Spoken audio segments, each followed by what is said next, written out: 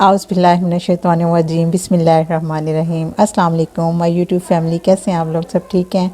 मैं उम्मीद करती हूँ कि आप सब ठीक होंगे और जहाँ भी होंगे खुश होंगे और अल्लाह ताला आपको खुश रखे। जी, आज मैं आपके साथ शेयर करने जा रही हूँ मूली वाला पराठा। मूली वाला पराठा तो हर घर में बनता है, लेकिन जिस तरीके से मैं आपको बता रही हूँ ये बहुत मज़े का बनता है और आप एक दो तो बड़े मज़े से खा जाएंगे और आपको पता भी नहीं चलेगा। जी, सबसे पहले हमें कुछ चीज़ों की ज़रूरत है, वो मैं साथ साथ आपको बताती जाऊंगी। आपने मूली लेनी है, मूली को आपने छीलना है, छीलने के बाद इसको कश कर लेना है। ये देखिए मेरे पास इस तरह का कटर है, इसको आप डिफरेंट स्टाइल से मोटा बारीक जिस तरह का भी कश करना चाहते हैं कर लें। ये देखिए मैंने यहाँ पे कश किया है और ये दोनों साइडों से कश होता है।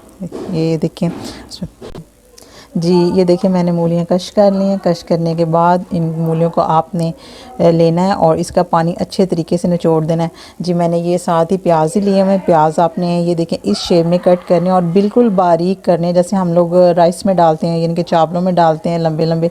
इस तरह हमने इसको इसके अंदर डाल देना और डाल के दोनों चीज़ों का हमने पानी अच्छे तरीके से निचोड़ लेना है, क्योंकि अगर पानी अच्छे तरीके से निचड़ा हुआ होगा यानी पानी निकला हुआ होगा तो हमारा पेस्ट अच्छा बनेगा और अगर पेस्ट अच्छा बनेगा तो हमारी रोटी भी अच्छे तरीके से बनेगी। जी, मैं अब इसको निचोड़ने लगी हूँ। ये देखिए इस तरह आपने पकड़ना है, पकड़ के दोनों।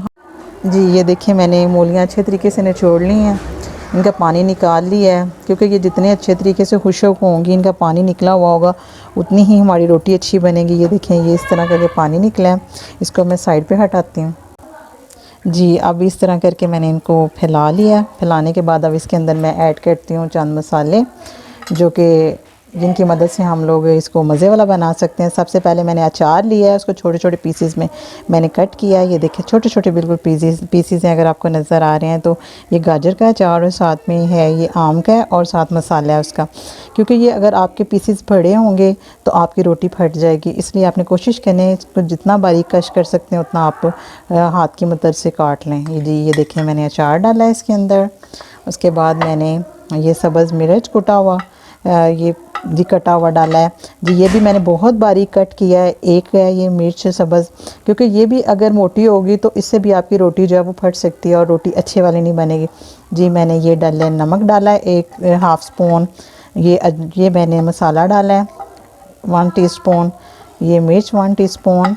जी, उसके बाद ये खुशक धनिया है, ये मैंने हल्का सा कूट लिया यानी कि पीस लिया, इसको दर्रा जिसको बोलते हैं इस तरह।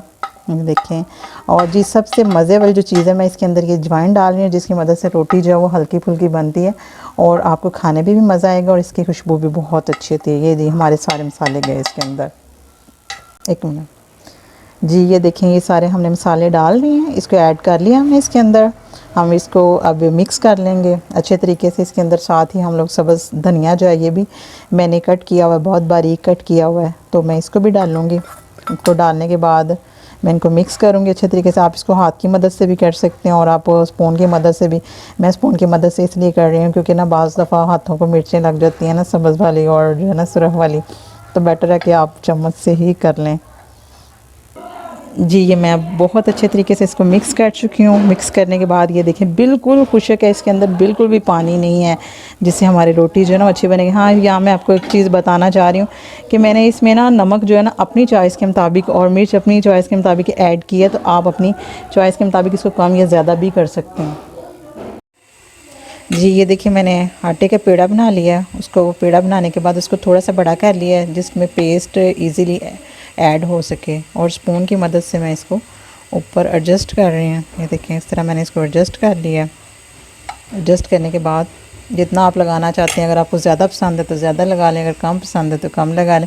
उसके बाद मैं दूसरे ये पेड़े के साथ वो भी मैंने उतना ही बड़ा किया है, इसको बंद कर रही हूँ इस तरह करके। ये देखें गुलाई में जाके इसको बंद करते जाना आपने। ये देखें जी, ये देखिए मैंने अब तवे को गर्म कर लिया है। गर्म करने के बाद मैं इसमें इसके ऊपर घी ऑयल या जो भी आप देसी घी डालडा घी जो भी यूज़ करते हैं आपने वो कर लेना है।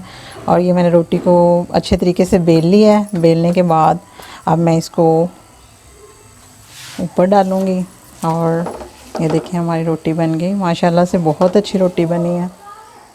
जी, मैंने इसको पलट लिया है स्पून की मदद से और इसके ऊपर मैं फिर दोबारा से ऑयलिंग कर रही हूँ या घी लगा रही हूँ इससे आपका पराठा बहुत मज़े का बनेगा।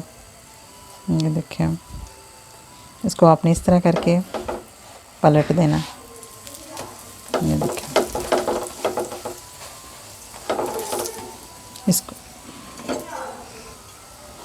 ये जी आप हल्की आंच पे पकाएंगे तो आपका पराठा बहुत मज़े का बनेगा। ये देखें माशाल्लाह कितना लजीज, कितना अच्छे वाला पराठा बन गया और खुशबू भी बहुत अच्छी आ रही है। अब मैं इसको निकाल लूँगी।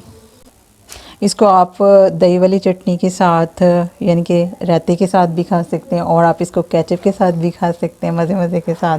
Thank you.